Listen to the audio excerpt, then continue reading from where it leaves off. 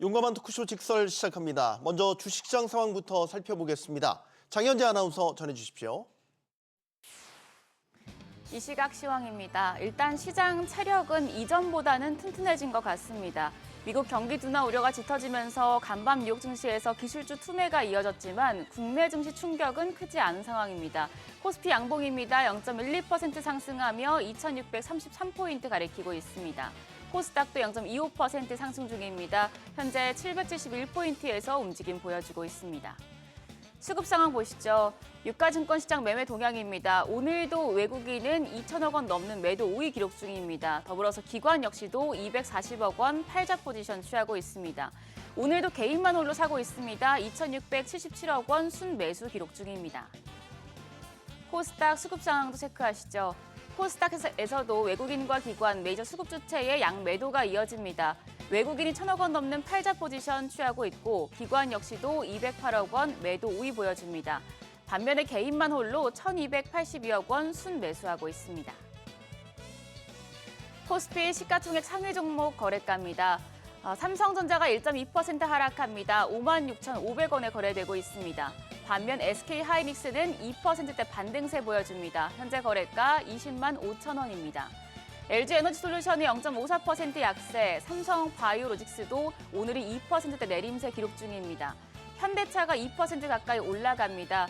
현대차그룹과 삼성그룹이 손잡고 기존 배터리보다 성능을 크게 높인 로봇 전용 배터리 개발에 나선다는 소식에 오늘 강세 보여주고 있습니다. 현재 거래가 20만 6,500원으로 집계됩니다. 6위부터 10위입니다. 삼성전자 우선주가 1% 약세 보이는 가운데 셀트리온이 오늘 흐름이 좋습니다. 작년 4분기에 어닝 쇼크에도 불구하고 역대 최고 매출액을 찍었다는 소식에 오늘 강세 보여주고 있습니다. 3.2% 강세로 거래가 17만 9,700원입니다. 기아가 0.75% 올라가면서 93,900원, 네이버도 2거래일 연속 상승합니다. 0.6%, 0.9% 가까운 오름세로 현재 거래가 23만 500원으로 집계되고 있습니다. 이런 가운데 KB금융은 보합입니다. 코스닥 시가총액 상위 종목 거래가 함께 보시죠. 오늘 2차 전지 대표주인 에코프로 형제가 강한 모습입니다. 알테오젠이 0.25%, 0.4% 가까운 약세 보여주면서 39만 2천 원에 거래되고 있는 반면에 에코프로비엠 1.58% 반등합니다. 13만 5,200원. 이제 간밤 테슬라가 급락했는데도 불구하고 2차 전지 관련주들은 잘 가는 모습입니다. 에코프로 역시도 1%대 오름세로 거래가 6만 6,100원으로 집계되고 있습니다. 반면 레인보우 로보틱스는 0.52% 아직 상승입니다. 거래가 38만 9천 원입니다. 6위부터 10위입니다. 삼천당 제약이 3.4% 약세로 19만 300원, 이가캠바이오가 0.79% 떨어집니다. 거래가는 11만 2,600원입니다. 휴젤이 2%대 강세로 거래가 32만 3천 원, 클래시스가 삼성전자 인수설에 급등하다가 이 소식이 확실하지 않기 때문에 장 초반 대비해서는 상승폭을 많이 줄여냈습니다. 현재 4.6% 상승으로 거래가는 6만 700원입니다. 더불어서 리노공업 0.69% 상승합니다. 22만 원대에 거래되고 있습니다. 시장 특징적인 부분 체크하시죠. 오늘 우크라이나 재건 섹터가 종전 기대감에 상승합니다. 우크라이나 종전 논의 과정에서 최대 변수로 부상한 미국과 우크라이나 간 광물 협정이 현지 시간 오는 28일 양국 정상에 의해 공식 서명된다는 소식에 관련주가 주목받고 있습니다. 관련주 내에서는 대동기어가 17%대 상승세 시현 중입니다. 거래가는 25,700원. 대양전기공업 4.7%, 5% 넘는 강세 보여줍니다. 17,390원에 거래되고 있습니다. 대동 역시도 5.46% 강세로 현재 거래가는 12,950원입니다. 개인주도 강세 기록 중입니다. 최근에 한한령 해제 기대감이 커지는 가운데 게임주로도 훈풍이 부는 모습인데요. 특히 위메이드, 야심작 게임인 레전드 오브 이미르가 구글 플레이 매출 1순위를 달성하면서 주가를 밀어올리고 있습니다. 위메이드 현재 6.6% 강세로 거래가 4만 1,050원입니다. 더불어서 게임 관련주 내에서 컴투스가 4%대 오름세입니다. 거래가는 4만 8,950원. NHN도 2% 가까운 강세 보여주고 있습니다. 2만 900원에 거래되고 있습니다. 환율 보시죠. 오늘 외환시장 1,431원대에서 문을 열었습니다. 9시 30분 기준으로 1,429원 80전선, 현재도 1,420원대에서 20원 후반대에서 움직임 보여주고 있습니다. 지수 다시 보겠습니다. 코스피가 0.14% 강세, 코스닥도 0.25% 오름세 보여주고 있습니다. 시장이 상승 쪽으로 방향을 잡아가고 있습니다. 코스피가 계속해서 꾸준하게 상승 시도를 하고 있기 때문에 지금 수급이 좀 받쳐준다면 2,640선까지도 반등이 가능한 구간인데요. 장중에 수급 흐름 체크하시면서 대응하셔야겠습니다. 지금까지 시장 상황 전해드렸습니다. 네, 계속해서 시장의 다양한 이슈들을 풀어보는 시장 따라잡기로 이어가겠습니다. 오늘은 신동준 숭실대 금융경제학과 교수 나오셨습니다. 안녕하십니까? 네, 안녕하세요. 자, 코스피가 최근 들어서 좀 조정을 받긴 했는데 네. 오늘은 지금 상승 전환을 한 모습입니다. 네. 장 초반 분위기 어떻다고 보십니까?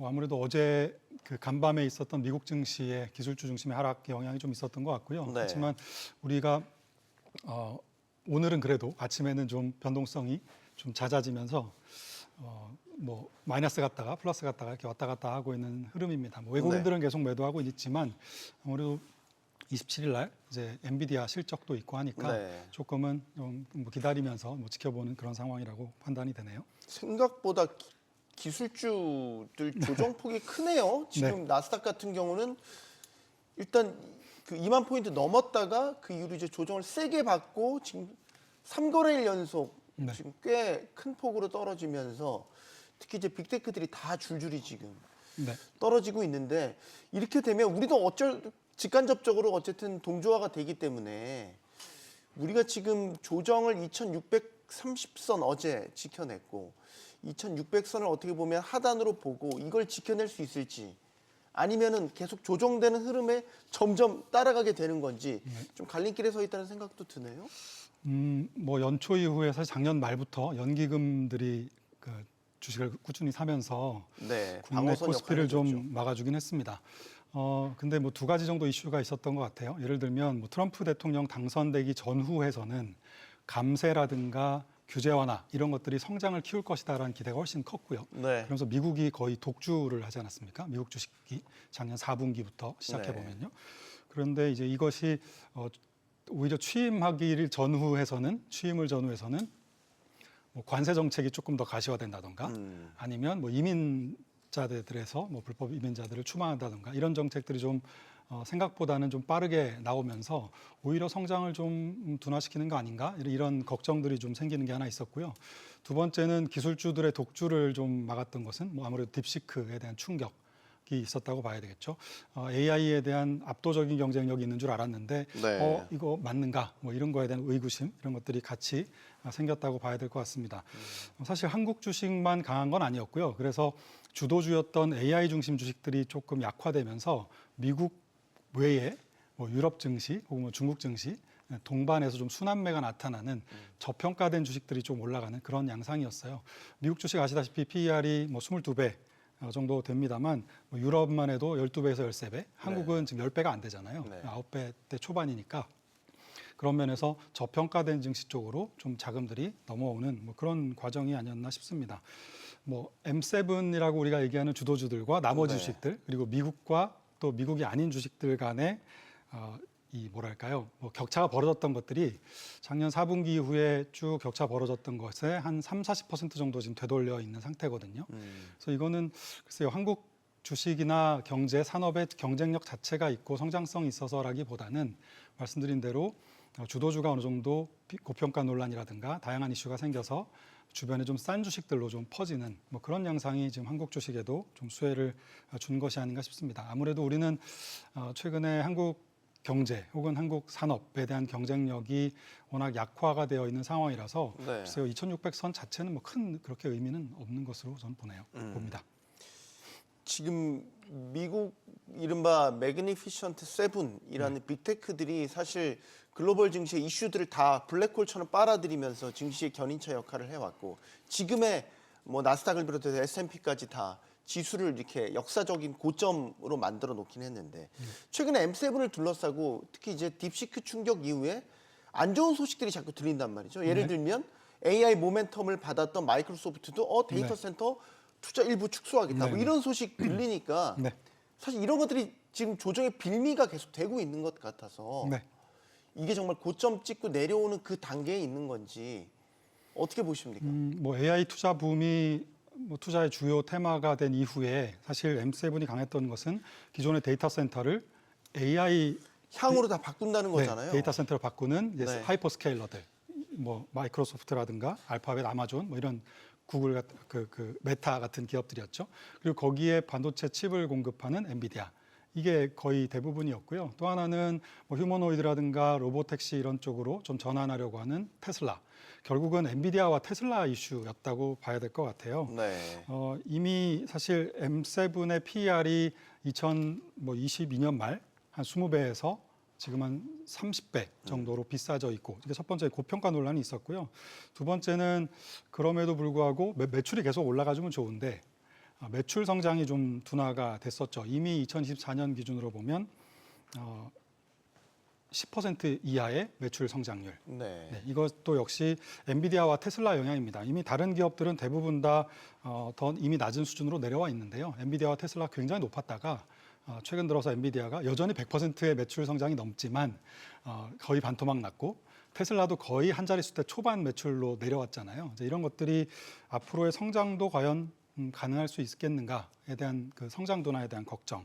그리고 가장 뭐 최근에 이슈가 있었던 것은 말씀해주신 딥시크 이후에 이 AI에 대한 과도한 투자가 혹시 수익성을 좀 갉아먹는 것 아니냐라는 네. 수익성에 대한 우려. 뭐 이런 것들이 좀 종합해서 지금은 M7들의 그 주가 상승 탄력을 좀 낮추는 그런 상황이라고 봅니다.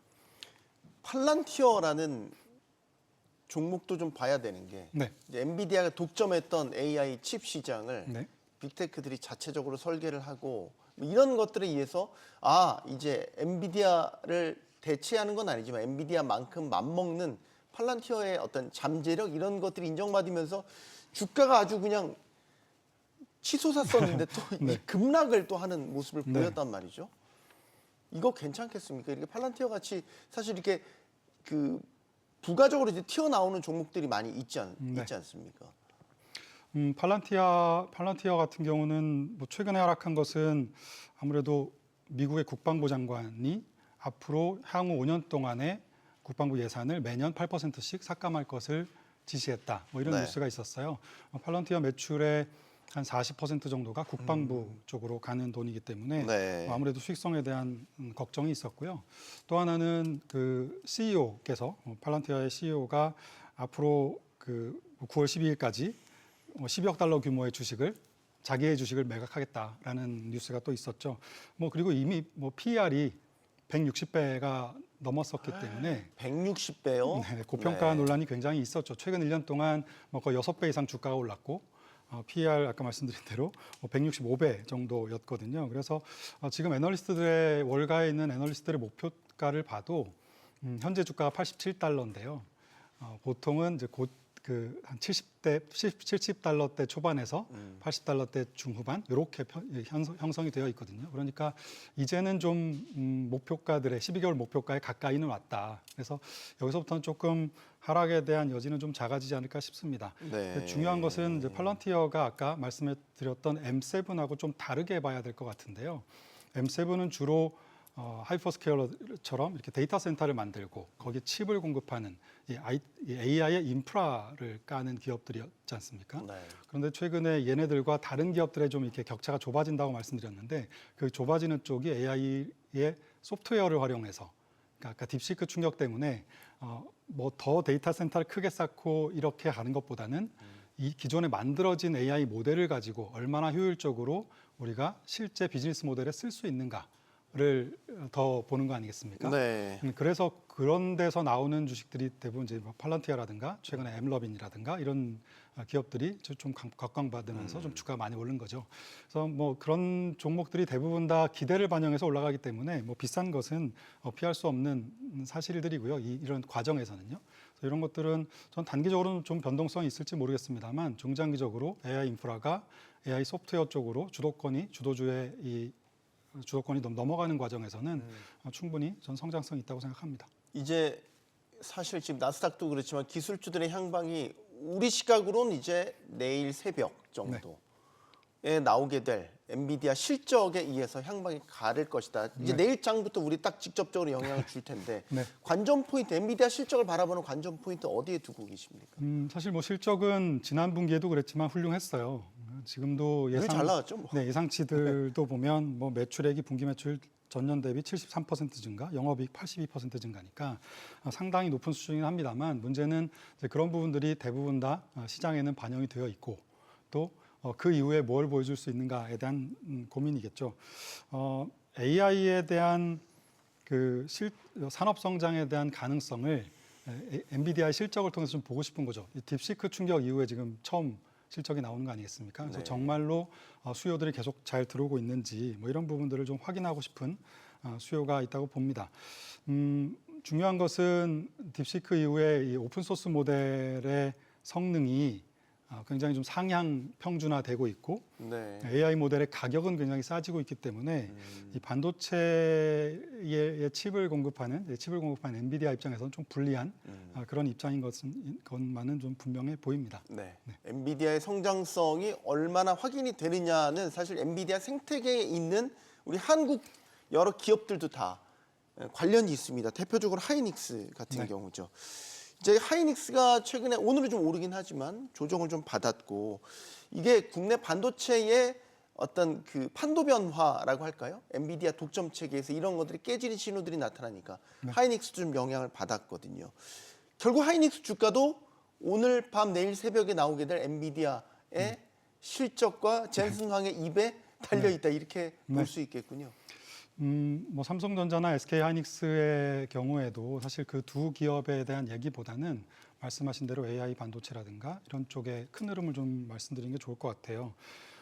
최근에 일론 머스크가 XI라는 회사에서 그록3라는 그 생성형 AI를 발표했죠. 모델이 나왔잖아요. 네. 이제 이 부분이 딥시크보다 훨씬 더 성과가 좋았다라는 게 이제 대체적인 평가인데요. 네. 이거는 말씀드린 대로 전형적인 스케일업 데이터 센터에서 많은 반도체를 쌓고 여기서 성과를 냈던 이런 부분이었죠. 근데 시장은 지금 데이터 센터에 많이 쌓고 하는 스케일업보다는 아까 언어 모형을 어떻게 하면 좀 더 효율화해서 싸게 비즈니스랑 연결하는가에 관심이 있는 거잖아요. 네. 그래서 미국 기업들 자체도 지금은 우리도 중국만큼 충분히 효율성을 낼 수 있는데 언어 모형에서도 우리가 그동안 스케일업만 해왔다라는 반성들이 있었고 그 과정에서 최근에 이 공개된 언어 모형을 통해서 조금 더 효율화된 소프트웨어 LLM을 사용하는 소프트웨어 기업들이 주가가 많이 올랐던 뭐 그런 측면이 있었죠.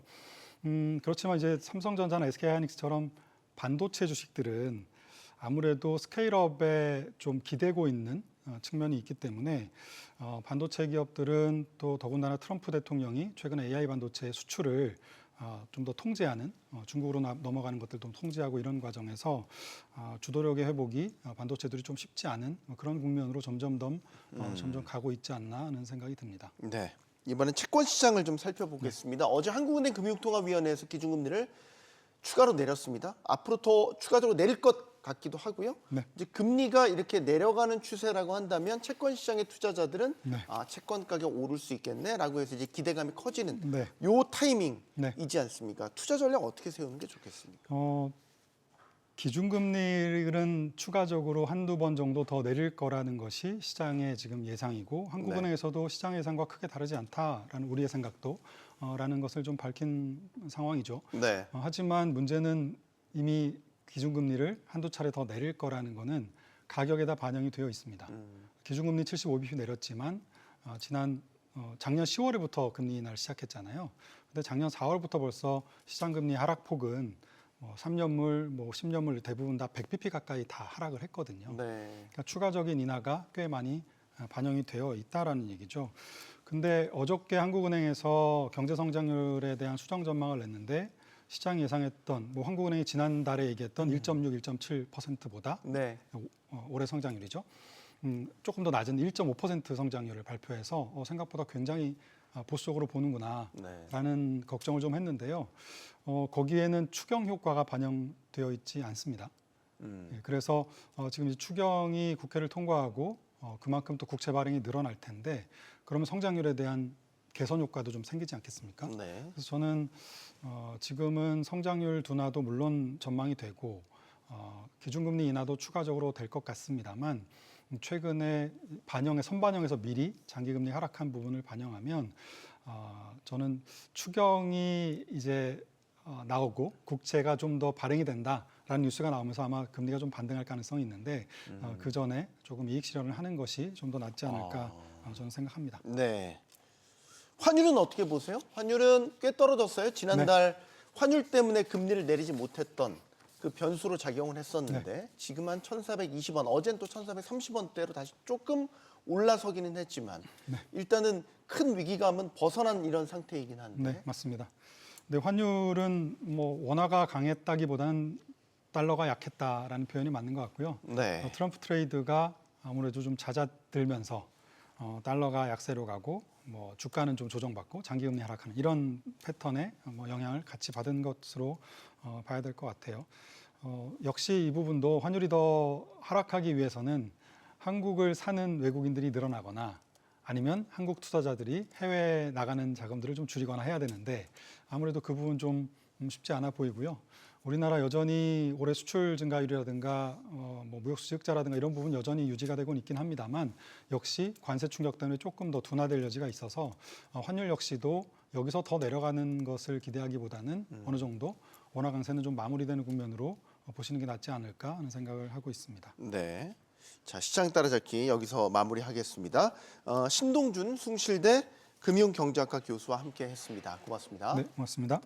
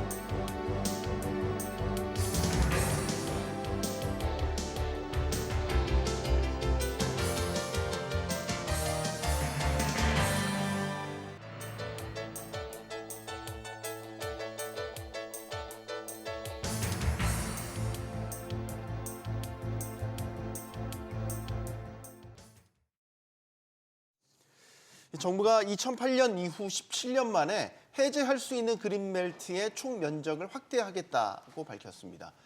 그린벨트 규제 완화를 통해서 15개의 국가 지역 전략 사업에 대한 속도를 내고 지역 경제를 살리겠다라는 취지인데요. 하지만 국토의 난개발에 대한 우려의 목소리도 상당합니다. 그린벨트 이야기는 나올 때마다 찬반이 팽팽한 뜨거운 감자죠. 자, 이런 상황에서 정부의 이번 조치가 어떤 결과를 가져올지 지금부터 이야기 나눠보겠습니다. 자, 함께해 주실 분들 소개해드리죠. 한양대 도시공학과 이창무 교수 나오셨고요. 명지대 부동산학과 김윤재 겸임교수, 또 NH투자증권 정보연 부동산 연구위원 나오셨습니다. 안녕하십니까? 네, 안녕하세요. 안녕하십니까. 용감한 토크쇼 직설은 SBS 비즈 뉴스 앱과 유튜브에서 실시간으로 시청이 가능합니다. SBS 비즈 앱을 다운로드 받아서 시청하시면 더 많은 정보와 뉴스를 보실 수 있습니다. 최상목 대통령 권한대행 직접 회의를 주재하고 그린벨트 규제 완화를 한 배경에 대해서 설명했는데요. 최 대행의 목소리 먼저 듣고 본격적인 토론 시작하겠습니다. 2008년 이후 17년 만에 해제할 수 있는 그린벨트 총 면적을 확대합니다. 이를 통해 국가 및 일반산단, 물류단지, 도시개발사업 등 국가와 지역의 다양한 전략 사업을 적극 뒷받침하겠습니다. 네, 이 그린벨트를 푸는 문제는 늘 찬반에 부딪히는 뜨거운 쟁점입니다. 그런데 정부의 선택은 그린벨트를 풀어서라도 지역 경제 살리고 지역의 산업을 육성하겠다라는 쪽으로 방점을 찍었습니다. 일단 방향성에 대한 질문부터 드리고자 합니다. 이 교수님, 이 방향성에 대해서 전반적으로 동의를 하시는지요? 글쎄요, 뭐 그린벨트가 갖고 있는 여러 가지 뭐 논란거리가 있어서 네. 뭐 큰 틀에서 보게 되면 어쨌든 뭐 인구 축소기를 접어드는 시점에서 과거에 갖고 있었던 그런 토지용에 대한 부분은 어느 정도는 좀 유연하게 가야 되는 부분이 있고요. 그리고 지방 지금 대상이 되는 곳은 지방 대도시권이죠. 네. 그리고 어떻게 보면 요즘 많이 얘기하는 메가시티에 해당되는 그런 곳들이고, 그 메가시티 연결도 메가시티 리즌에 대한 그런 여러 가지 그 미래에 대한 지역 균형 발전에 대한 구상들이 있는 곳들이에요. 네. 그래서 그런 곳들의 그린벨트를 풀어서 경쟁력 있는 입지에 뭐 산업단지를 조성하던 여러 가지 일자리를 만들어낼 수 있는 그런 계획들을 실현시킬 수 있다 그러면 괜히 엄한 곳에 저 멀리 도시하고 떨어진 그린벨트 넘어 있는 곳에 산업단지를 조성하는 것보다는 기존 도시 지역에 인접해서 산업단지가 조성이 된다 그러면 여러 가지 뭐 그 입지가 갖고 있는 경쟁력이 살아나서 먼 곳에 놓는 것보다는 산업단지가 도시 지역에 가깝게 있는 게 훨씬 더 성공 가능성이 높아지겠죠. 그래서 그런 면에서 뭐 산업단지를 조성한다는 것 자체가 성공을 보장하지는 않지만 이왕 할 거면 네. 좀 더 경쟁력 입지를 제공할 수 있는 게 그린벨트 입지라고 생각을 합니다. 네, 그런 면에서 방향성 자체는 그렇게 나쁘지는 않다라고 봐요. 정의원, 네. 방향성에 동의를 하시는지, 그린벨트의 보존 가치에 대한 이건 또 논쟁거리도 있기 때문에 네. 그거를 훼손하면서까지도 네. 지역 거점 산업에 대한 육성 이런 걸 선택을 한 거거든요. 네. 그러니까 환경 보존의 가치가 있고, 그리고 우리가 그 먹고 사는 이른바 이제 경제 가치가 있는데 정부는 이 후자 쪽으로 선택을 좀 한 것 같습니다. 그런 것 같죠? 네. 그리고 서울과 수도권의 그 경제 규모가 쏠림 현상이 점차 가중되고 있는 분위기에서 그 지역 경제, 지방 경제를 살리고자 하는 어떤 특단의 카드를 꺼낸 것으로 좀 판단이 되고요. 결론적으로 저는 방향성에 대해서는 동감을 하고 있습니다. 예전에 88 대책 때도 있었고 서울에 그린벨트를 풀어서 그 주택 공급을 하겠다라고 했을 때 기존의 미분양이랑 정비 사업도 안 되는데 왜 그린벨트를 해제하냐 이런 이슈도 한번 있었잖아요.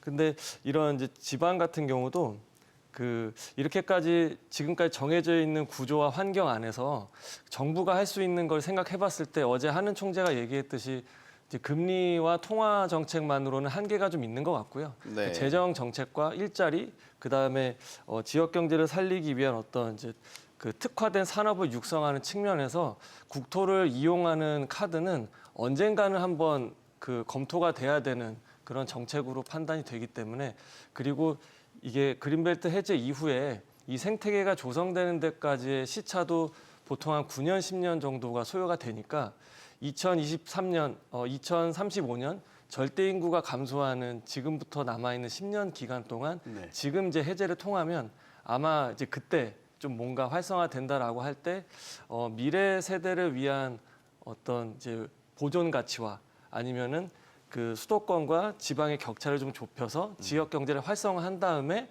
이거를 이제 후대에 넘겨주는 것과 봤을 때 저는 이런 이제 그린벨트 해제가 그래도 좀 타당한 면이 있지 않나라고 판단하고 있습니다. 김윤재 교수님은 어떻게 생각하세요? 처음에 이렇게 신문 헤드라인을 보고 좀 의아했습니다. 의아했다고요? 네, 했는데 이렇게 내용을 자세히 보면서 들은 생각이 그린벨트 존재 자체가 환경 보호를 위해 있는 건 아니거든요. 도시의 무분별한 확산을 방지하고 물론 환경 보호도 부차적으로 들어가요. 이제 존재 목적이 있는 건데 네. 그린벨트 해제하면 언뜻 떠오르는 생각이 투기나 환경 이런 문제 아닙니까? 근데 우리 두 분이 얘기하신 것처럼 지금 요 지역은 비수도권에서 지금 지방 소멸 위기가 온다는 얘기는 다 알고 있을 거예요. 심각합니다. 전반적인 경제도 안 좋지만 지방은 더 심각하거든요. 이 지역들이 그런 환경성이 우수한 지역임에도 불구하고 환경을 지금 고려하는 건 차순위로 하고 여기를 해제해서 경제를 살려야 된다. 지역을 개발해야 된다는 생각은 아주 강한 것 같아요. 그래서 내용을 보니까 여기 대해서는 동의를 해야 된다는 생각을 하게 되었습니다. 세 분은 공의 방향성에 대해서는 공감을 하시는 부분이 분명히 있는데 그럼 제가 일부러라도 방향성을 좀 달리해서 질문을 계속 드려야 되겠네요. 이번에 그 1, 2등급도 이제 풀잖아요. 원래 그린벨트 해제에 대한 여러 규제들이 총량 규제도 있지만 사실상 이제 1등급부터 5등급까지 나눴을 때 1, 2등급은 보존 가치가 높다라고 판단해서 거의 개발이 불가능한 것으로 저희가 알고 있는데 이것도 이제 여태까지는 지금 그랬죠. 네. 네. 다 허용하겠다는 거잖아요. 글쎄 뭐 다 허용한다기보다는 너무 빗장을 다 푸는 거 아닌가라는 걱정을 해요. 그러니까 이제 저희가 뭐 그린벨트와 같은 그런 환경 보존이라는 게 공짜는 아니거든요. 그러니까 도시가 계속 성장을 해나가면서 도시 지역에 가까운 곳에 녹지를 보존하는 대가가 어쨌든 그 그린벨트를 넘어선 비지적인 개발을 통해서 훨씬 먼 곳에 녹지와 농지가 훼손되는 그런 결과를 함께 따라 만들어낸다라는 거죠. 그래서 공짜가 아니라는 겁니다. 그래서 여기가 보존이 되면 네. 어딘가 다른 곳이 훼손된다라는 생각을 갖고서 그린벨트와 관련된 선택을 해야 될 필요가 있죠. 그래서 여기도 사실을 보게 되면 뭐 지금 대상이 되는 그런 지방 메가시티 지역에 산업단지를 조성한다 그러면 도시 지역에 가까운 그린벨트를 안 쓰면 그린벨트를 넘어서 뭐 20, 30분을 더 가는 곳에 산업단지를 조성을 하게 되면 네.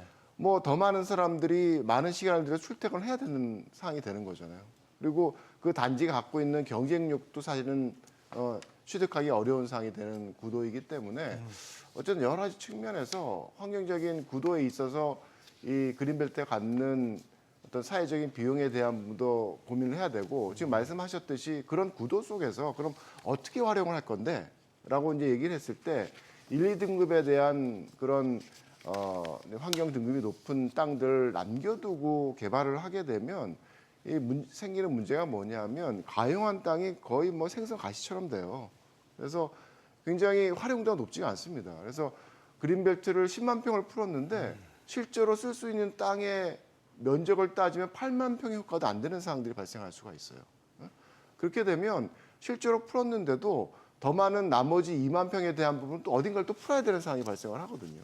그래서 가능하다면 네. 좀 더 효율적으로 푸는 곳에 있어서 생선 가시를 좀 덜어낸다 그러면 10만 평을 풀어서 10만 평을 좀 더 효율적으로 활용을 한다 그러면 추가적인 2만 평의 개발이 필요 없는 상황을 만들어낼 수도 있는 거죠. 그걸 꼭 1등급, 2등급 보존 가치가 높은 거는 안 된다라는 식으로 일단은 단정 짓고 만약에 다른 우회 지역들을 만약에 해제한다고 하면 아까 말씀하셨던 통합 개발의 어떤 효율성이나 이런 것들을 살리지 못할 경우가 많이 있다. 그렇죠. 그게 가져오는 사회적인 비용이 추가적으로 있다라는 겁니다. 그러니까 그를 또 대체할 다른 비용들까지 드는 것까지 감안하면 꼭 1, 2등급을 무조건 보존해야 된다라는 거에 너무 매몰될 필요는 없다라고 보시는 거고. 근데 이제 걱정은 이거죠. 이 구체적인 안을 보니까 1, 2등급 해제했을 때 그냥 해제하는 게 아니더라고요. 대체지를 또 그 그린벨트로 지정할 대체지를 찾아야 되는데 환경단체에서는 이런 부분도 지적해요. 과연 그 정도의 보존 가치가 있는 대체지를 실질적으로 찾을 수 있겠냐라는 거죠. 그래 결국에는 결과적으로 녹지가 감소하는 결과로만 나올 거다라고 보고 있는 거죠. 네. 그 뭐 이어서 말씀을 좀 드리면 네. 어쨌든 총량을 좀 유지하면서 그 환경 등급 그 1등급과 2등급까지 개발을 하기 때문에 그 대가가 분명히 따라오니까 그만큼의 이제 녹지를 다시 확보를 해야 되는데 이제 대체지가 형성되는 곳하고 아니면 지금 이제 그 개발을 통해서 조성되는 곳하고의 어떤 사회 경제적 비용을 좀 따져볼 거예요. 근데 특히나 이제 전체 해당 구역의 뭐 30, 40%가 그 1, 2등급에 해당이 된다고 나왔는데 특히 네. 부산권 같은 경우는 1, 2등급이 거의 한 80%에 육박이 되거든요. 그러면은 앞서 교수님 말씀해 주신 것처럼 그린벨트 해제하는 효과가 과연 의미가 있나 싶은 거죠. 그렇기 때문에 뭐 환경단체의 의견도 있긴 하지만 일단 우리가 지역경제 활성화 측면에서 비용을 고려했을 때는 1, 2등급을 꼭 반드시 보존해야 되는 꼭 불가침의 영역으로만 볼 것인가는 아마 좀 접근을 좀 달리 가져갈 시기도 좀 필요한 것으로 생각하고 있습니다. 네. 지금 국가 전략 지역, 전략 산업 또 지역 전략 산업으로 총 15곳이 지금 선정이 됐고 여기에 대한 여러 가지 경제적 효과에 대해서도 숫자들을 이제 정부가 제시를 하고 있어요. 물론 기대치죠. 사업이 원활하게 잘 돌아갔을 경우. 그러면 결국 교수님, 네. 지금 후보지로 나온 사업 15곳이 정말로 경제적인 어떤 편익이나 이런 것들을 잘 낼 수 있을 만큼 잘 돌아가야 된다라는 얘기잖아요. 이게 정부에서 탑다운 방식으로 정한 지역이 아니고요. 네, 바텀업 방식이었죠. 네, 이게 작년 2월달 아마 울산에서 아마 대통령께서 이게 아마 균형 발전 지방 시대 울산 출범하기 지역 전에 민생 토론회였습니다. 예, 울산뿐 아니라 각 네. 지방에 뭐 전라도, 경상도, 충청도 다 해서 그 어떤 수건 사업들을 수렴해서 하는 가운데서 이런 얘기도 나왔던 것 같아요. 네. 예, 갑자기 나온 얘기 아니고 그 지역에서는 대부분이 수도권에서 단단히 거의 없지 않습니까? 또 신설도 안 되고 네. 지방에 몰려 있는데 노후화돼 있어요. 굉장히 노후화돼서 예전 몇십 년 지나다 보니까 부족한 게 되게 많습니다. 그래서 새로운 뭔가 필요한데 그걸 개량하고 새로 리모델링하는 비용은 더 상상 외로 더 적게 들진 않거든요. 네. 새로운 산단이 필요한데 중요한 건 땅이잖아요. 땅을 이제 확보하기 위해서는 도심과 주택을 해야 되니까 멀지 않아야 된 곳이고 그러다 보니까 지금 해당되는 그린벨트 지역이 유력한 후보지로 지역에서 의견을 수렴해서 나온 거기 때문에 이게 뭐 조사도 했다고 전 보도를 하는데 네. 충분히 수요 조사도 하고 했기 때문에 이 경제성은 믿고 가야죠. 믿고 가야 되고 충분히 현지에서 파악한 내용들을 가지고 객관적인 근거가 있다 이렇게 저는 생각하고 있습니다. 네. 이게 이제 작년 2월에 울산 지역의 민생 토론회에서 국토부가 이 토론회를 주도하면서 당시에 이제 그린벨트 해제에 대한 전반적인 그 방안을 밝혔고 이후에 실제 이제 관련 규정이 개정이 됐고 지자체들로부터 이제 사업 신청을 받았어요. 33곳인가가 이제 신청을 했었는데 그걸 이제 심사한 결과가 지금 15곳으로 추려진 거거든요. 근데 교수님 계속 경제적인 효과에 대해서 의문을 갖는 거는 지자체들이 이제 바텀업 방식으로 이제 신청을 한 거면 지역 입장에서는 개발해서 지역 산업 일으키고 싶고 이렇게 산업 선정이 되면 국가 예산도 일부 이제 보조를 받을 수 있으니까 어떻게 보면 이제 경제 효과를 좀 부풀리고 과장하고 되도록이면 좀 선정이 되려고 많은 이런 노력들을 하는 과정에서 좀 경제 편익 같은 것들이 좀 과장되게 나오지 않을까 이런 걱정을 하는 거죠. 물론 뭐 과장되게 나오겠죠. 네. 뭐 미래에 대한 부분들을 저희가 뭐 알 수는 없으니까. 근데 이런 식의 이제 계획들이 만들어지면 뭐 경제적인 그런 효과에 대한 부분은 실제적인 상황보다는 훨씬 더 이제 크게 부풀려지는 게 이제 일반적인데 네. 저는 이번 그 그린벨트 해제와 관련된 여러 가지 활용 방안에 있어서 좀 의미 있고 특징적인 건 뭐냐면 n분의 1이 아니었다라는 거예요. 그러니까 보통 이제 그린벨트를 해제를 하거나 뭐 산업단지를 조성하거나 그러면 지방 도별로 하나씩 나눠 먹고 뭐 이런 게임을 하게 되는데 네. 이 요번에 나온 안을 보게 되면 사실은 뭐 부산에 3개, 창원에 4개, 울산에 3개에서 사실 우리가 얘기하는 부울경이라는 하나의 메가시티 리즌에 많이 집중되어 있거든요. 네. 그래서 어떤 면에서는 n분의 1이 아니라 나름대로 집적된 그런 나름대로 효과를 낼 수 있는 그런 선택들이 이루어졌다라는 거죠. 그래서 정치적으로 쉽지는 않은데 이제 그런 선택을 했다는 게 굉장히 눈에 띄고 나머지 뭐 광주권도 사실은 뭐 광주, 뭐 전주 이렇게 나눠 먹는 게 아니라 광주권에 3개 뭐 이런 식이거든요. 네. 그래서 대전도 하나 뭐 이래서 조금은 그런 어떤 공간의 집적에 따른 경제적인 효과를 좀 더 높일 수 있는 방향에서 좀 선택이 이루어지지 않았나 하는 좀 기대를 사실 좀 갖게 합니다. 네. 그게 꼭 성공을 보장하는 건 아니겠지만 네. 어쨌든 뭐 지역 균형 발전이라는 게 n분의 1 게임으로 갔기 때문에 우리가 아무것도 못 얻었던 게 과거의 경험이라서 조금은 선택과 집중이 이루어질 수 있는 그런 계기가 되지 않았나라는 생각을 좀 해봐요. 네.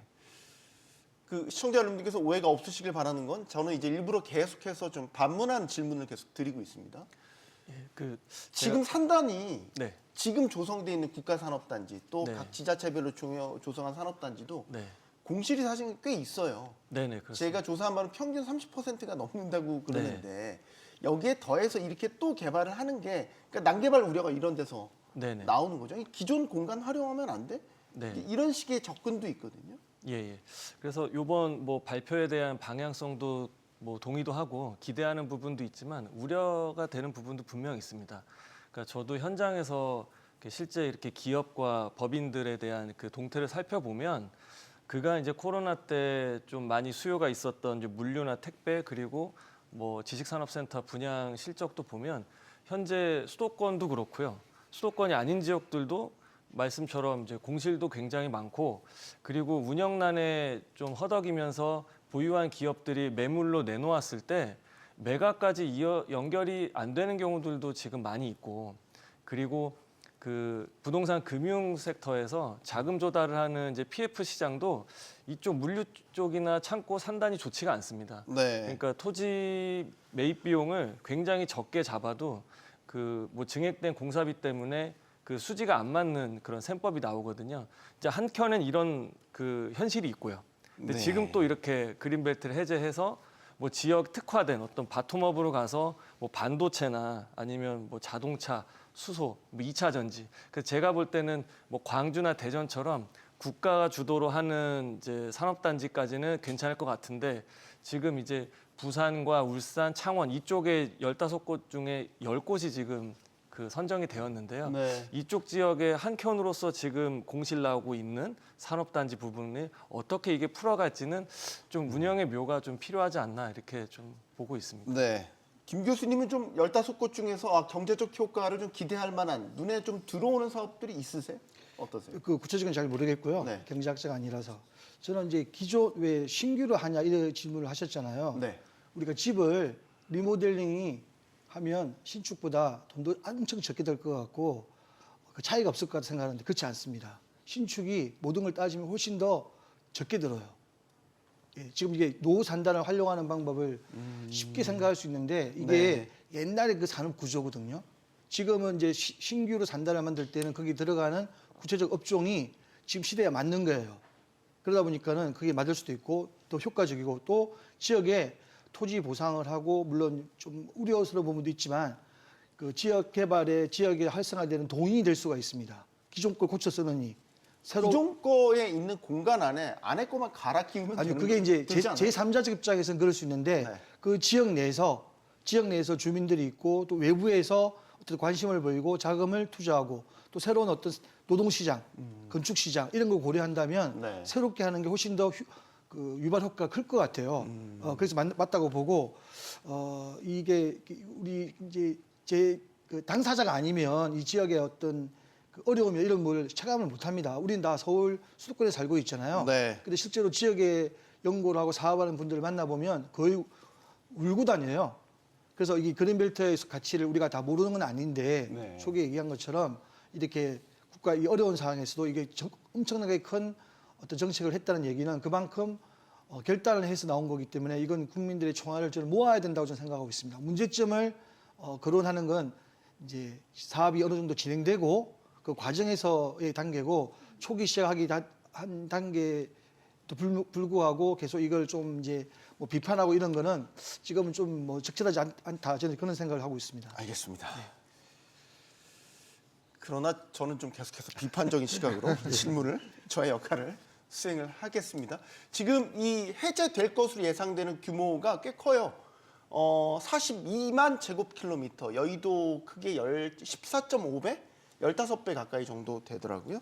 이제 해제가 되면 항상 그린벨트 해제되면 투기 가능성이 이제 제기되잖아요. 그래서 이번에 그 토지거래 허가 구역으로 또 지정을 한다는데 투기에 따른 문제점은 없겠습니까, 교수님? 그래서 항상 뭐 토지 개발이 이루어지면 투기적인 행태에 대한 우려가 사실 있죠. 그리고 뭐 그린벨트를 해제를 해서 글쎄 그 지역에서 사실은 갖고 있는 기대가 있었을 거예요. 그러니까 뭐 서울만 보더라도 과천에 대한 뭐 그린벨트 해제에 대한 부분 오랜 그런 기간 동안 있어 왔으니까 사실은 지금의 투기의 문제는 아니고 그 이전부터 있었던 투자들이 있었겠죠. 이제 네. 그런 것들이 사실은 뭐 3기 신도시를 개발을 하면서 그 토지 보상에 대한 부분 어렵게 하는 그런 원인으로 이제 작동하는 구도였어서 지금의 투기의 문제라기보다는 과거의 투기의 문제가 사실은 이 사업을 진행하는 데도 걸림돌이 될 수 있다라고 생각을 합니다. 다만 이제 뭐 저희가 갖고 있는 그런 제도적인 틀이라는 게 뭐 토지거래 허가 구역이라는 게 있으니까 네. 지금 이후에 발생하는 뭐 토지거래 투기적인 부분들은 뭐 어느 정도는 차단이 가능하겠죠. 근데 다만 이제 걱정이 되는 부분은 이 해당이 되는 산업단지나 해제 지역이 아니라 그 주변에 대한 인접한 곳에 대한 어떤 투기적인 행태들이 발생할 수가 있는데 글쎄요 조금 긍정적으로 본다 그러면 예. 그 해제된 구역의 주변 지역에 대한 투기적인 행태가 큰 문제가 될 수 있는 상황이라 그러면 저는 성공한 거라고 봐요. 오히려 이게 그러니까 그런 어떤 산업단지를 조성해서 일종의 그 바이럴 마케팅 같은 건가요? 그런 게? 어쨌든 뭐 이게 이 산업단지를 조성하고 이러는 게 사실은 성공의 가능성이 그렇게 높은 건 아니거든요. 네. 그러니까 지역 균형 발전이라 우리가 갖고 있는 가치 때문에 성공의 가능성이 많이 높지가 않더라도 가야 되는 부분이 분명히 있는 거죠. 근데 이제 지금 뭐 실제로 산업단지들이 겪고 있는 그런 어려움이라는 것은 그런 어떤 선택들의 결과일 수도 있는 거라서 네. 이제 어떤 주변 지역에 있어서의 어떤 뭐 개발 이익에 대한 부분을 기대할 수 있을 정도로 결과가 나온다 그러면 뭐 달리 얘기하면 성공이다라고 판단할 수도 있다라는 거죠. 네. 이거는 제 김 교수님한테 먼저 좀 예. 의견을 듣고 싶네요. 투기 논란인 거죠. 사전에 예를 들어 정보를 취득한 어떤 뭐 특정 세력이나 이런 사람들이 이제 소위 이제 노른자이라고 하는 그런 땅들을 먼저 선점하거나 투자를 해서 일부러 거품을 조장할 가능성. 교수님 말씀하신 대로 투기 없습니다. 왜냐하면 이게 없습니까? 주택이 아니잖아요. 주택은 일반 사람 소비자들이 충분히 관심을 갖고 할 수 있는데 이건 땅이거든요. 그야말로 네. 토지. 네. 토지는 실사용을 해야 되잖아요. 그 할 사람 별로 없어요. 이게 없고 그다음에 이게 공단, 산단이기 때문에 과거에 말씀하신 것처럼 여기 개발될 거니까 땅을 사는 사람이 있겠죠. 근데 우리가 투기와 투자를 구분하는 하나 요인 중에 하나가 시간이거든요. 네. 상당히 오래됐을 거예요. 한 10년 전에 투기 목적으로 한 분이 10년, 20년 지나면 투기로 제재해 줘야 돼요. 투자로 봐야 되는 거야. 네. 그런 것까지 투기했다고 사회에서 비난을 하면 뭐 그럴 수도 있겠지만 저는 그 정도는 시간의 대가로 인정해 주자. 그리고 아까 이게 이렇게 투기 논란이 생기면 역으로 그만큼 관심이 있다는 얘기고 네. 정부의 정책 효과도 관심을 가지고 돈이 좀 왔으면 좋겠다. 그렇기 때문에 어느 정도까지는 굉장히 기대를 해도 좋을 것 같아요. 너무 이렇게 비판적으로 계속 부동산 정책을 옛날은 바라봤는데 네. 제가 어느 순간 좀 바뀌었습니다. 이게 도움이 되는 국가 그 모든 사람들한테 도움이 되는 그런 쪽으로 좀 제가 시각을 바꿔야 되겠다 생각해서 말씀을 드리고 싶습니다. 네, 알겠습니다. 그 이제 주변 지역이죠. 예전에 그 정 의원님, 네. 그 광역 급행철도 네네네. 한참 계획 나올 때도 네. 주변 이제 땅이나 토지나 이제 주택 보유하신 네. 분들에 대한 호가도 많이 올랐었고 실제로 이제 뭐 근처에 지어지는 아파트 가격도 상당히 많이 올랐잖아요. 화성 같은 그렇죠. 경우가 대표적이죠. 근데 네. 이제 나중에 보면 네. 결과적으로 보면 좀 약간 다 되돌림 현상들이 나타났잖아요. 그렇습니다. 과하게 평가됐던 부분. 네네네. 이런 게 또 반복되지 않을까 걱정을 하는 거죠. 네. 그러니까 이게 그 뭐 3기 신도시나 아니면 뭐 말씀하신 뭐 광역철도 개통이랑 그 발표에 따른 그 기대감 때문에 호가가 올라가고 거기에 따른 또 실망 매물도 나오고 이런 반복적인 그런 구조가 과연 요번 그 그린벨트 해제 그 인접 지역까지 번질까에 대해서는 조금 의구심은 많이 듭니다. 왜냐하면 네. 실제 뭐 대구나 울산, 뭐 부산, 뭐 창원 이런 지역들의 현장에 좀 나가 보면 그렇게 부동산 매매 심리가 좋지도 않고요, 경기가 좋지도 않아서 그리고 뭐 이게 택지지구로 조성되는 것도 아니고 특정 대기업의 어떤 공장과 그런 임직원이 몰려온다라는 구체적인 사안이 아닌 도막에 그 지역까지 일단 땅을 사놓자 이런 수요가 생각보다 많지는 않을 것 같아요. 네. 그 GTX 같은 경우는 일단 그 주택 경기가 상승 기조에 있었을 때 분위기가 좀 편승됐던 게 좀 컸었고요. 네. 네, 아마 좀 그 양상과는 좀 다르게 나타나지 않을까 이렇게 내다보고 있습니다. 그 공간 개발이라는 측면에서 우리가 예를 들어서 새로운 어떤 신도시가 개발될 때 구도심이 좀 이제 낙후돼 버리고 사람들도 빠져나가고 이러면 이게 공동화, 도심 공동화 같이 이런 건 걱정 안 해도 되겠습니까? 그러니까 기존에 있던 광역 단위에 원래 융성했던 그 중심지가 있을 거 아닙니까? 그 외에 이제 주변부로 이제 또 다른 단지가 생기고 하면 그쪽으로 또 사람들이나 인력 다 블랙홀처럼 빨아들일 거 아니에요. 글쎄요, 뭐 이렇게 말씀드리면 어떨지 모르겠지만 그렇게 되면 성공한 거죠. 그것도 성공하고. 제가 약간 지금 3대 1로 싸우는 것 같아서 힘들긴 한데 그러니까 어쨌든 이게 네. 뭐 신시가지 조성이 아니라 산업단지 조성이니까 어쨌든 좀 다르게 봐야 되는군요. 그렇죠. 뭐 비슷한 부분도 있는데요. 네. 그러니까 기존 시가지가 있고 산업단지를 조성을 하려고 그러면 그린벨트를 안 쓰면 그린벨트를 넘어서 땅을 써야 되거든요. 그러면 기존 시가지하고 많이 떨어져 있으니까 그 산업단지가 정말 신시화지가 된다 그러면 기존 도심이 죽을 수도 있겠죠. 근데 그 정도의 성과를 낸다 그러면 정말 성공한 거라는 말씀을 드리는 거고 네. 다만 이제 그린벨트를 활용한다는 그런 가장 큰 장점은 뭐냐면 기존 시가지에 가까운 땅을 쓸 수 있다는 거거든요. 그러니까 인접해서. 그래서 예를 들어서 창원 같은 경우에는 굉장히 좋은 케이스인데 이 그린벨트가 있으면 그린벨트 지역을 기존 시가지 이렇게 둘러싸고 있어요. 그래서 그 창원에 있는 그린벨트를 활용한다는 것은 기존 시가지 옆에 있는 땅들을 쓸 수 있다는 거기 때문에 만약에 그게 성공을 한다 그러면 네. 거기에 고용이 늘어나고 이러면 주변에 있는 기존 시가지가 일종의 주거 배후지로 작동을 할 수가 있는 거죠. 그래서 따로 이쪽으로 뺏긴다기보다는 그쪽의 산업 단지의 성공이라는 것을 기존 시가지가 함께 누수현 뭐라 그럴까요? 낙수 현상으로 나눠 먹을 수 있는 구도도 있을 수 있다라는 겁니다. 그래서 어떻게 보면 구 시가지에 대한 영향을 좀 더 좋은 방향으로 끌어낼 수 있는 거는 먼 곳에 있는 것보다는 기존 시가지에 가까운 그린벨트를 활용하는 게 좀 더 좋은 선택이 될 수도 있다라고 봐요. 뭐 그런 그러면 면에서. 단순하게는 뭐 예를 들어서 산단 간의 연결성이 더 강화된다라든지 그런 부분들을 기대할 수 있는 거예요? 제가 구미를 자주 갔었어요. 최근에 구미에 이제 구미역에 내리면 도심인데 황폐화되어 있더라고.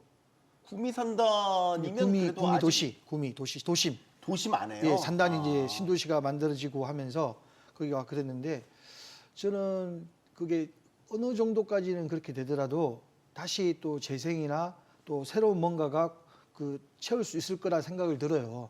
이게 뭐냐 자연적으로 이게 어떤 흐름에 따라서 쇠퇴기를 보이는 듯 하면서도 노력을 하면 거기에 뭐 어떤 우리 종로나 이런 데 사람들이 안 살잖아요. 네. 도심에. 그런데도 엄청나게 관광객들이 오고 그게 나름대로 역할을 하는 것처럼 이게 절대 불능은 아니거든요. 뭐든지. 어차피 신산단을 만드는 거는 그만큼 이유가 있어 만드는 거고 네. 그럼 도심이 그만큼 문제가 있다는 건데 그럼 이 변화의 추세에서 맞춰서 새로운 모색을 해야 되는 거지 어떤 새로운 신도시가 만들어지기 때문에 그것 때문에 우리가 망했다 이렇게 보는 건 아니라고 생각하는 거죠. 네. 네. 이번에 그 또 같이 발표된 게 뭐냐면 농지 규제에 대한 완화 부분도 발표가 됐습니다. 그래서 예를 들면 뭐 비농업인도 농지를 좀 취득할 수 있게 한다라든지 아니면 취득한 후에 뭐 임대차 같은 것들을 할 수 있는 조건들을 좀 문턱을 낮춘다라든지 다양하게 용도 전환까지도 이번에 포함이 됐더라고요. 이런 농지 규제와 관련된 완화 부분은 효과를 어떻게 평가하십니까? 사실 뭐 제 주변에도 보면 벌써부터 그 주말 농장이나 아니면 향후에 그 이제 산업 고도화로 인해서 오히려 귀촌을 계획하는 인구도 꽤 있거든요. 그리고 계속 강조드리는 것처럼 인구 절반이 몰려 있는 수도권하고 그 밖에 다른 광역시와 다른 지방 지역하고의 경제 규모 격차를 좀 좁히는 차원에서 네. 예전에는 농업 인구에 대한 뭐 보호, 뭐 영어권에 대한 보호 이런 것 때문에 매매조차도 쉽지 않았지만 지금은 뭐 예를 들어서 뭐 농촌의 토지 거래 뭐 활성화라든지 그로 인해서 뭐 농촌 경제 활성화 측면에서는 뭐 바로 수요가 움직일 거라고 예상되진 않기 때문에 네. 일부 이렇게 제도적으로 규제는 조금씩 완화해 가는 게 뭐 장차 좀 더 필요하지 않나 이렇게 좀 판단하고 있죠. 이게 시골이나 지방 가보면 사실 그냥 방치돼 있는 농지들이 되게 많거든요. 그러니까 거긴 개발도 못하고 그렇다고 해서 뭐 농사를 짓는다거나 어떤 작물을 하는 것도 아니고 그냥 방치된 땅들. 근데 이제 농지라서 다른 건 못하고. 이제 약간 그래서 구시대적인 뭐 규제다 이런 지적도 많이 있었는데 이번에 좀 많이 푼 것 같아요, 교수님? 그렇죠. 이제 트리거링을 했다고 봐요. 그러니까 이제 기존에 이제 경작하는 사람이 토지를 소유해야 된다라는 그런 원칙을 가지고 이제 갔었는데 네. 사실은 계속 뭐 인구도 줄어들고 뭐 이런 상속에 대한 부분도 원활하지 않은 구도 속에서 지금 말씀하셨던 농지 부분의 활용도가 그렇게 높지 않은 상황이 발생할 수가 있거든요. 이제 그래서 이번에 나온 안을 보게 되면 진흥 지역은 아닌데 일반 농지에 대해서는 비농업인도 농지를 취득할 수 있는 그런 기회를 제공하는 그런 이제 방향으로 진전이 된 거죠. 그래서 뭐 어떤 방향으로 나갈지 모르지만 네. 뭐 민간이 참여함으로써 어떤 농업 지역에 있어서의 농촌 지역에 있어서 여러 가지 토지 활용에 대한 어떤 기회나 가능성들을 만들어낼 수 있는 그런 계기가 될 수 있다라고 봅니다. 그래서 뭐 하루아침 바뀌지는 않겠지만 뭐 이런 식으로 시도를 하다 보면 뭔가 어떤 일반적인 타입들을 저희가 이제 시도할 수 있는 그런 타입들을 만들어낼 수가 있겠죠. 네. 최근에 정부가 이 지방 건설 경기를 되살리기 위해서 LH가 지방 미분양 아파트를 이제 매입하는 이런 방안을 발표하기도 했죠. 이번에 그린벨트 해제를 하면서도 사실 지방 건설 경기를 좀 활성화하기 위한 그런 목적도 좀 담겨 있는 것 같습니다. 예를 들면 SOC를 좀 앞당겨서 다 한다라든지 뭐 아니면 이번에 그린벨트 해제가 되면 어쨌든 산단 조성에 있어서 건설사들이 다 이제 개입이 될 테니까요. 네. 결국 지방 건설 경기를 살아나는 데 있어서도 이번 그린벨트 해제가 어느 정도 효과를 볼 것인가? 네. 어떻게 보십니까? 효과를 본다고 봅니다. 당연히. 네. 네. 일단 정부가 하는 사업이니까 미수금은 안 생기겠죠. 산단이고 분양은 국가에서 수요조사를 미리 했기 때문에 충분히 그 위험도 관리할 거고요. 네. 이게 이제 문제는 지어놓고 나서 공장은 들어오지만 그게 노동자 수급이 문제예요. 사실은 이게 요즘 이제 서울 수도권 중심으로 다 젊은 사람들 모이고 있잖아요. 네. 시골 가면 외국인밖에 없어요. 노인과 극한적으로 표현을 하면 그러면 이제 이 수급 문제인데 결국은 이제 한국 사람, 우리 국민들이 젊은 사람들이 그 직장에 가서 일을 해야 되는데 젊은 사람들이 네. 가장 문제가 제가 볼 때는 한 가지만 얘기하라면 저는 교육 문제라고 봅니다. 교육 문제. 학교는 대충 짓겠죠. 근데 그 학교가 좀 말씀을 드려야 되나요? 학교가 하셔도 됩니다. 특별한 학교여야 된다고 봐요. 저는 그래서 한번 고민을 많이 했는데 지방이 살고 젊은 사람을 유인하기 위해서는 뭐 직장은 있기 때문에 가겠지만 우리가 그런 제도가 지금 현행에 있습니다. 지방을 가면 국립대, 서울 국립대를 갈 수 있는 농어촌 특별전형 뭐 이런 게 있잖아요. 뭐 의대 지방을 가면 그 지역에 있는 그 도에 있는 의대를 가는 일정 비율. 네. 나는 국립대는 우리나라 그 인구 비율에 따라서 코트를 줘야 된다고 생각해요. 성적이 아니라. 그러니까 농어촌 특별 전형을 대폭 확대해서 이 지역에 있는 사람들을 의무적으로 뽑아야 된다고 생각합니다. 예를 들면 서울대 같은 국립대는 그렇죠. 그리고 사립대도 국가 예산을 엄청 받고 있잖아요. 네. 그 받는 만큼 비례해서 하고 싫으면 안 받으면 돼요. 안 주면 돼요. 사립대도. 그렇게 해서 국가 정책적으로 지역에서 거주하면서 자녀를 키우는데 걱정이 없어야 되거든요. 나머지 문화적인 거나 이런 부분들은 우리 TV도 잘 발달되어 있고 뭐 OTT 엄청 발달되어 있기 때문에 좀 참을 수가 있어요. 네. 자녀 문제만큼은 부모들이 포기하기 어렵거든요. 네. 네, 그래서 교육 문제에 대해서는 아까 말 기존에 있는 제도를 최대한 활용하고 좀 더 고민을 해서 더 강력한 인센티브를 주는 그런 여건을 갖추면 나는 젊은 사람들이 찾아서 지역에 스스로 살기를 원하지 않을까 이렇게 생각해 봅니다. 국가 어젠다로 사실 이제 이렇게 그린벨트 해제 뭐를 통한 지역 산업 활성화, 지역 경기 활성화 이렇게 이야기가 나오지만 말씀하신 대로 교육 문제라든지 그 다른 분야도 같이 좀 이루어지지 않으면 결국에는 활성화되기 힘들 거라고 보는 시각도 있어요. 예를 들면 지역 기업들이 예를 들어 AI 인프라를 사용하고 싶은데 관련된 소프트웨어 전문가들이 지방으로 안 내려간다라는 거예요. 그러니까 사용하고 싶어서 예산이 있어도 못 쓰는 이런 아이러니가 발생을 한다라는 거죠. 그러니까 말씀하신 이런 교육 같은 것들이 같이 내려가게 되고 더 크게 보면 아예 수도도 지방으로 이전하는 이제 완전 국가적인 대개혁이 없으면 다 이런 지방 살리기 이런 정책들이 효과가 반감될 거다라고 보는 기왕 얘기가 나와서 크게 질문을 드릴게요. 네.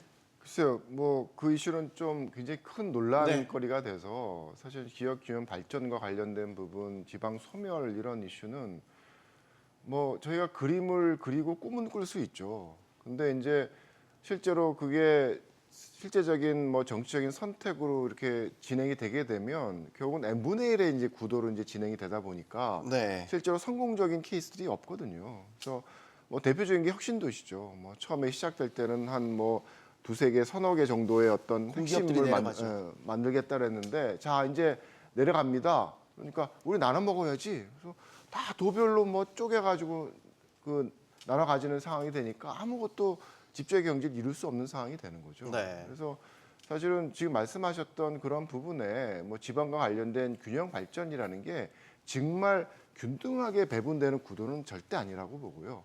뭔가 어딘가는 집중이 돼서 또 다른 어떤 핵으로 발전할 수 있는 구도를 만들어 줘야지 된다고 생각을 합니다. 이제 그런 면에서 지방 내에서도 사실은 양극화가 될 수도 있는 거죠. 근데 네. 그거는 저희가 어느 정도는 감수를 해야 되는 뭐 현실적으로 성과를 내기 위해서는 그런 선택이라고 생각을 해서 사실은 뭐 이번에 그 조금 전에도 뭐 이제 말씀을 드렸지만 대상지의 선택이라는 게 나름대로 선택과 집중이 됐다라는 거는 어떻게 보면 의미가 있을 수 있다라는 거죠. 그래서 우리가 메가시티 얘기를 하지만 정말 될 만한 곳에 조금은 더 몰아줄 수 있는 그런 선택을 하게 되면 뭐 지역 균형 발전이 균등하지는 않지만 그래도 몇 개의 축으로서 만들어낼 수 있는 성과는 이루어질 수가 있겠죠. 네. 그렇게 되면 뭐 교육도 따라갈 수도 있을 거고 뭐 젊은이도 좀 더 내려갈 수도 있을 거고 네. 관련된 산업들도 더 뭉쳐질 수 있는 그런 결과가 만들어질 수 있지 않을까 생각을 합니다. 자, 다시 그린벨트로 돌아오겠습니다. 그 위원님, 네. 그 기억하실지 모르겠지만 이번에 그린벨트 해제 말고 작년에 그 수도권 지역 네네. 그린벨트 해제 예. 발표도 있었어요. 예, 예. 당시 이제 주택 공급을 위한 그린벨트 네. 해제였고 5만 가구를 공급하겠다라고 네. 했었는데 지금 일정상 예정대로 이루어질 것 같습니까? 이거 수도권 그린벨트 해제는? 예, 그 어제 발표 나온 그런 기조를 보더라도 네. 연장선에서 뭐 작년, 재작년 이제 추진했던 계획들은 발표는 될 것 같습니다. 그렇지만 지금 뭐 사회적인 어떤 이제 그 이슈들도 있고 해서 뭐 좀 더 지켜보긴 해야겠지만은 사실 그 수도권 택지 공급 발표에서 실제 실행으로 이어지면서 항상 시간 소요가 좀 지지부진해지고 좀 더뎌지는 경우들이 있기 때문에 네. 발표까지는 하반기에는 있을 것으로 예상을 하고 있지만 실제 5만 가구가 그 착공과 입주까지 되는 시점은 언제가 될지는 좀 시장에서도 좀 지켜봐야 될 부분인 것 같아요. 왜냐하면 그동안의 어떤 뭐 3기 신도시 뭐 사전 청약부터 해서 계속 그 대기 수요들이 좀 정책에 대한 신뢰가 예전만치 못하고 네. 정부의 정책이 좀 환영받기 위해서는 발표한 대로 또 좀 이행이 돼야 되는 부분도 뒤따라와야 할 것 같습니다. 이거는 근데 당시에 국토부와 이제 서울시가 협조하에 네, 네, 서울 안에 또 수도권까지 포함한 그린벨트 해제 네. 발표 아니었나요? 그러면 정책적으로 힘을 받는 거 아닌가요? 지자체도 협조를 하기 때문에. 정부 정책은 신중해야 되고 하면 꼭 해야 돼요. 이게 자꾸 왔다 갔다 하니까는 국민들이 이제 신뢰를 못해서 어떤 좋은 얘기라도 못 믿지 않습니까? 발표를 했고요. 뭐 했으니까 저는 이거 계획대로 이루어져야 된다고 보고 난관은 있겠지만 이게 만약에 또 어떤 이유로 허지부지 된다면 저는 다른 어떤 선의를 가진 정책도 안 먹힐 것이다. 근데 상반기에 또 2차 발표하는 건 좀 생각을 해봐야 된다 생각합니다. 비수도권의 그린벨트 해제랑 네. 개인적 생각으로 작년에 11월 달 발표한 수도권의 그린벨트 해제 제 생각이 좀 다르거든요. 이거는 주택 공급을 예, 위한 예. 그린벨트 해제였어요. 네. 다른 겁니다. 네. 지금의 그러니까 비수도권의 산단의 그린벨트 해제는 제가 긍정적으로 생각하지만 작년 11월 발표한 그린벨트 해제는 저는 좀 부정적으로 봤었어요. 근데 서울 수도권 안에 네. 주택 공급이 부족하다는 건 우리가 알고 있잖아요. 주택 공급이 부족해서 공급을 정말 충분하게 할 수 있으면 해야 되는데 그 공급량은 많지 않습니다. 우리 2012년 MB 정부 때 그 강남 내곡동 그 지역에 공급을 했는데 시간이 지나니까 결국은 주택 그 상승이나 이런 진작 효과가 하나도 없어요. 다시 위로 평균화되는 현상이 있었기 때문에 결국은 주택 가격만 올려놨다는 생각을 하거든요. 저는. 네. 네, 그게 뭐 임대 아파트가 아니고 또 분양 전향형 임대 이런 식으로 갔지 않습니까?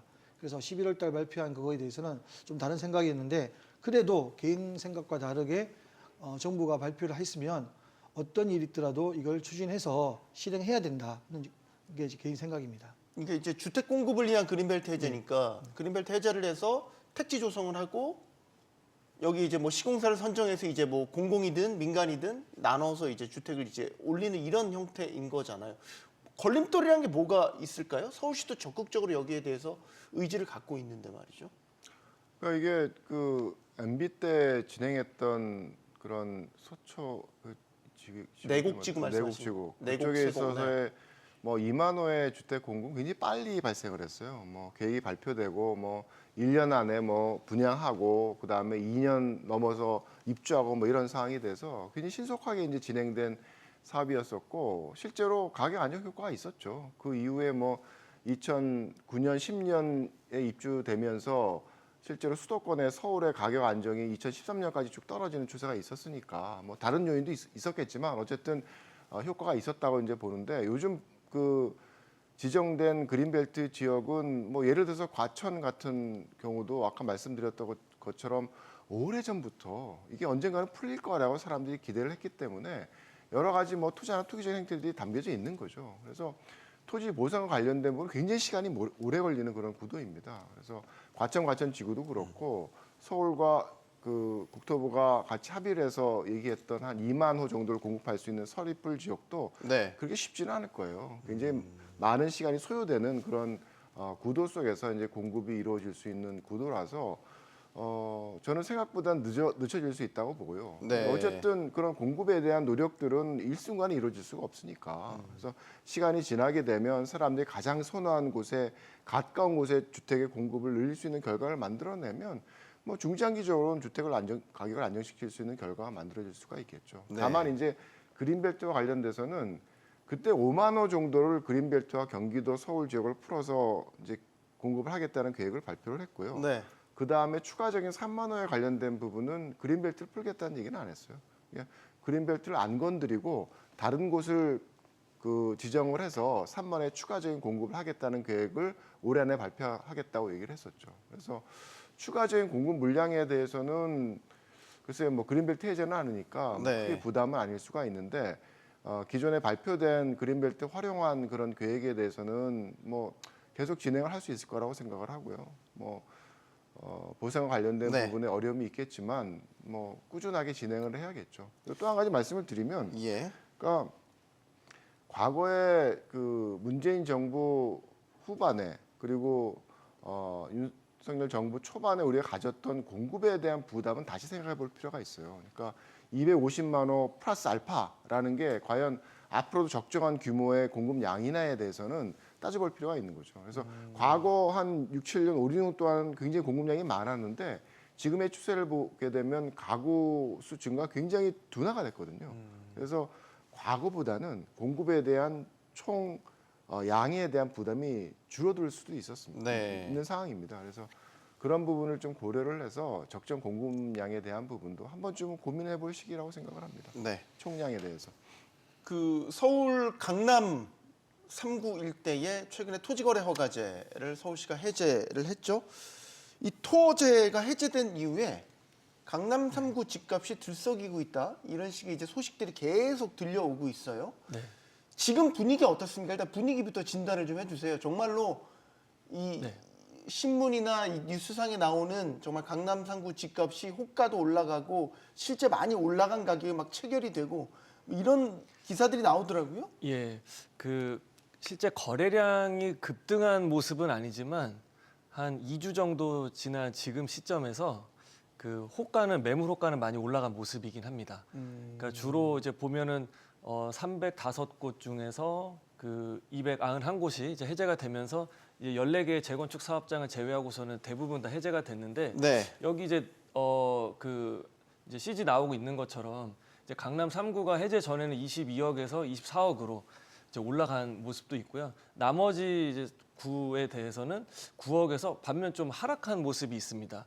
그러니까 이게 서울시 전반적으로 뭐 이런 뭐 온기라고 표현하는 게 좀 틀릴 수도 있겠지만은 네. 호가가 올라가는 양상이 전이가 되는 모습은 아니고 특히 이제 해제가 됐던 그 주변으로만 해서 딱 좀 국지적으로만 예, 그렇죠. 영향을 미치고. 그래서 일단 보면 그 서울시 그 집값 향방의 바로미터를 할 수 있는 그 잠실 한강변에 있는 아파트 단지가 가장 먼저 역시나 좀 움직였고요. 그래서 뭐 엘리트라고 하는 아파트 단지가 보통 전용 84 타입 기준으로 25억에서 27억 원 정도 매매 거래 실거래가 있었는데 네. 29억에서 30억까지 한 2, 3억 정도가 올라갔습니다. 한 15% 정도가. 여기가 올라가니까 그 강남구와 서초구도 그 조금 더 따라서 호가를 올리는 이런 이제 모습으로 지금 조사가 되고 있습니다. 서울 전체적으로 토지 해제 효과가 나타나고 있는 건 아니고 해제된 지역을 중심으로 좀 국지적으로 나타나고는 있지만 분명한 건 그 지역의 호가라든지 체결가는 확실히 올라갔습니다. 전과 후로 비교해 봤을 때 좀 올라간 네. 것 같다라는 거죠. 어제 한국은행 금융통화위원회에서 금리를 또 추가적으로 내렸습니다. 금리를 일단 내린다라는 거는 대출받기가 좀 용이해진다라는 거, 돈 쓰기 좀 쉬워지니까 아 이거는 다시 이제 주택시장에 다시 유입이 될 가능성이 있다. 그러니까 주택시장을 다시 뜨겁게 만들 요인이다. 이런 분석 가능하겠습니까, 교수님? 뭐 틀린 말은 아닌데요. 네. 금리가 내리면 제일 좋은 사람이 대출 받은 사람이에요. 물론 기존 예, 대출자들도 그러니까 대출을 받을 사람은 금리가 내린다고 해서 받을 수 있는 게 아닙니다. 왜냐면 우리 각종 DSR 있잖아요. 그런 게. 그러니까 이제 마음 심적 부담에서는 한번 수요를 만들어 볼까 생각을 할 수 있겠지만 그 바로 연결되는 것 같지는 않고요. 아파트 가격에 대해서 저는 항상 제 나름대로 고민을 많이 해봤는데 이게 한 동에 우리가 1층하고 38층 아파트가 있다고 쳐봐요. 네. 같은 가격이 아니잖아요. 그죠? 근데 우리 거래를 하면 1월 달에 38층이 만약에 10억이었다. 그러면 그 다음 거래하는 게 9억을 떨어지면 1층이 거래했으면 떨어진 게 아니거든요. 이게 뭔가 몇 개의 사례를 가지고 가격을 한다는 게 과연 맞는가 고민을 좀 해봤습니다. 네. 제가 한창 부동산 가격이 이슈가 있을 때 제가 모 강남의 아주 대단지 아파트, 많이 거론되는 아파트 단지 거래 건수를 제가 1년 동안 조사해봤어요. 네. 44건이에요. 4,000세대에. 한 달에 한 3건 정도? 그리고 신고가 위주로 이제 우리가 얘기를 하지 뭐 금매나 싼 거는 또 빼더라고 이상치로. 네. 그게 과연 맞는 건가? 주택 가격이라는 거는 가장 이상적인 건 누구나 아시겠지만 안정적인 가격이거든요. 네. 서울이 옛날에는 이게 비싼 데하고 싼 데가 차이가 별로 없었는데 어느 순간엔 이 가격이 콘크리트 값은 똑같잖아요. 시멘트 값은. 근데 위치가 어디에 따라서 가격이 차이 나는 게 과연 맞는 건가?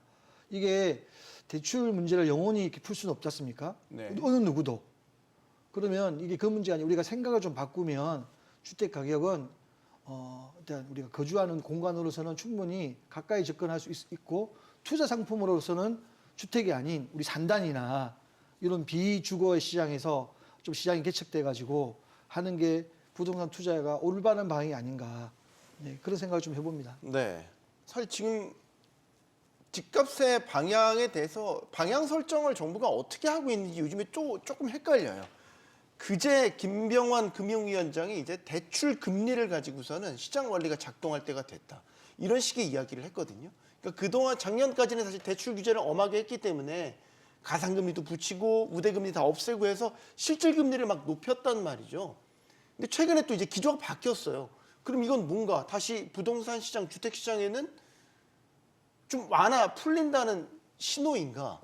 그게 뭐 부동산 시장만을 위한 건 아니죠. 전반적으로 뭐 경제 전반에 경기가 안 좋고 이러니까 네. 이제 이자율을 좀 낮춤으로써 뭐 그런 상승 효과를 기대하는 게 기본인 거고 이제 거기에 이제 부동산 시장이 미치는 영향이 사실은 가격 상승에 대한 좀 기대를 높게 하는 그런 뭐 부작용은 아니겠지만 효과를 발생할 수 있는 상황이 된 거죠. 네. 다만 이제 지금 시점에서 사실은 뭐 대출에 대한 부분이 마냥 그렇게 자율화질 수도 없는 게, 그러니까 지금 뭐 DSR 그 3단계를 그 지금 저울질하고 있는 상황이라서 네. 자 언제든지 뭐 우리 뭐 규제를 강화를 해서 뭐 대출에 대한 부분을 좀 옥죄할 수 있어. 뭐 나름대로 자신이 좀 있겠죠. 근데 그런 이제 측면에서 선택이 이루어진 것 같고 어쨌든 뭐 지금 뭐 가격의 방향성에 대한 부분들은 글쎄요. 그 저점 이후의 추세를 보게 되면 항상 1월부터 시작이 됩니다. 이사철이 시작되는 시기에 막 올라갔다가 한 중후반 되면 뭐 규제가 강화되면서 또 떨어지고 다시 1월에 딱 올라갔다가 또 떨어지는 이런 반복되는 현상을 발생시키고 있어서 우리도 크게 다르지는 않을 것 같아요. 네. 그러니까 뭐 여러 가지 뭐 지금 벌어지고 있는 뭐 호가 상승에 대한 부분들도 사실 모르죠. 뭐 지나고 봐야 됩니다. 그래서 작년 같은 경우에도 88 공급 대책 나왔을 때 언론에서 야 이거 뭐 공급 대책 해가지고 가격 올려놓는 거 아니에요? 이러면서 막 떠들었죠. 근데 지나고 나서 실거래가 지수를 보면 8월에 안정되는 시점이었어요. 그래서 그건 지나고 나서 우리가 판단을 해야 되는 거고 실제로 거래되는 물량도 보게 되면 뭐 고가가 있을 수도 있겠죠. 근데 한 시점에 아까 말씀하셨듯이 한 단지에 거래되는 가격이 뭐 2, 3억, 3, 4억 차이 나는 게 일반적인 겁니다. 그래서 어떤 걸 가지고 보느냐에 따라 다를 수가 있어서 지금 시점에 뭐 기조에 대한 부분을 그냥 하향세로 갈 수는 없을 것 같고요. 어쨌든 공급이 필요한 시점이니까. 그래서 공급을 만들어내려 그러면 어쨌든 시장의 가격이라는 부분이 조금은 역할을 해줘야 되는 그런 상황이거든요. 이제 그런 면에서 침체를 만들겠다는 생각은 아닌 것 같고 어쨌든 안정적인 좀 뭐 상승세 정도를 가 제일 좋겠죠. 정부의 네. 입장에서도 너무 튀는 건 부담스럽고. 네. 예, 저도 이어서 좀 말씀드리면 네. 아까 이제 그 토지거래 허가구역 해제 이후에 호가가 좀 급등했다. 그러니까 이런 양상이 그 서울시 전역으로 퍼진 것 같지는 않은데 그 일부 지역에 대해서도 그 집값과 관련해서 전망이 어떻게 될 것인가에 대한 이제 그 말씀을 좀 드리고 싶은데요. 네. 이제 교수님 말씀해주신 것처럼 일단 7월달에 스트레스 DSR 3단계 도입을 앞두고 있기 때문에 네. 가산금리 1.5%가 정해집니다. 현재 이제 기준금리 인하가 대출금리 인하로 이어지면서 주택 수요자들한테 구매력 상승 측면에서는 좀 작용을 하겠지만 하반기가 되면은 전세 보증에 대한 대출 그 공적 보증 한도도 축소가 되지 않습니까? 네. 그래서 아마 정부에서는 하반기 때 좀 그 위축될 수 있기 때문에 지금 기준금리 인하에 대한 효과를 좀 더 빨리 좀 나타내고자 이렇게 좀 발표를 좀 한 것 같고요. 상반기 동안에는 일부 지역 위주로 상승 기조는 유지가 되겠지만 토지거래 허가구역 해제에 대한 효과가 매도 물량도 그만큼 수요만큼 좀 많아질 가능성도 높습니다. 그 지금까지는 한 5년 동안 눌려있던 것들을 한 번에 길을 펴는 것 때문에 나타나지만 효과가 장기간 지속될지는 좀 궁금증이 있어서 하반기쯤 되면은 좀 네. 이렇게 하향 안정되지 않을까라는 전망치를 저희 하우스는 가지고 있죠. 알겠습니다. 이 그린벨트의 보존 가치를 훼손하는 것을 감수하면서까지 지역 경제 살리기에 정부가 팔을 걷어붙인 것 같죠. 자, 그런데 겉만 번지르하고 큰 소리만 치다가 예산 낭비하고 소리 소문 없이 사라진 지역 육성 사업들 솔직히 얼마나 많았습니까? 이번에는 정말 그 전철을 밟지 않기를 바라겠습니다. 용감한 토크쇼 직설 마치겠습니다. 여기는 모든 경제가 모이는 SBS 비즈고요. 시청해주셔서 고맙습니다.